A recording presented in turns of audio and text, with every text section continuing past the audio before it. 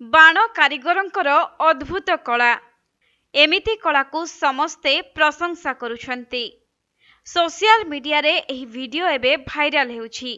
कलाकारंक creativity को जिए भी देखुछि सिए आश्चर्य होई जाउछि। तांकर एभली चिंताधारा को भी समस्ते साधुवाद जणाइछंती।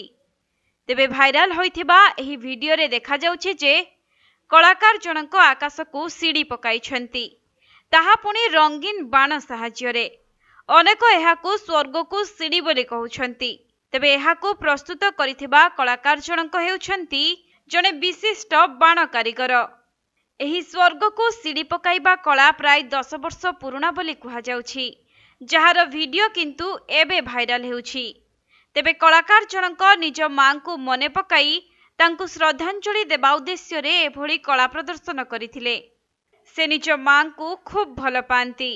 परिवार रे मां ही जणे थिले जे तांकु एभली बाण कारीगर हेबा पई समर्थन करिथिले, आउ सबु बेले सहयोग मध्य करुथिले। तेबे ही स्वर्ग को सीढ़ी वीडियो जिए भी देखुछि एबे आश्चर्य हेउछि। चीन कलाकारंकर एभली कला को भूरी भूरी प्रशंसा मध्य करुछंती लोकमाने। रिपोर्ट अनुसार एही स्वर्ग को सीढ़ीर लंब प्राय 502 मीटर बोली जणा पड़िछि। बारूद एवं तंबा तार साहाय्य रे एहाकू प्रस्तुत करा जायथिला। एहाकू एक हॉट एयर बेलून माध्यम रे प्रथमे आकाश को छड़ा जायथिला।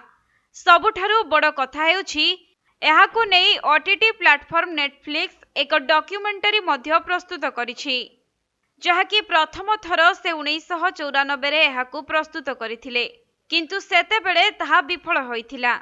तापरे पुणी 2001 रे एहाकू आउ थरे ट्राई करा जायथिला, हेले प्रशासन एहाकू परीक्षा पई अनुमति देई नथिले।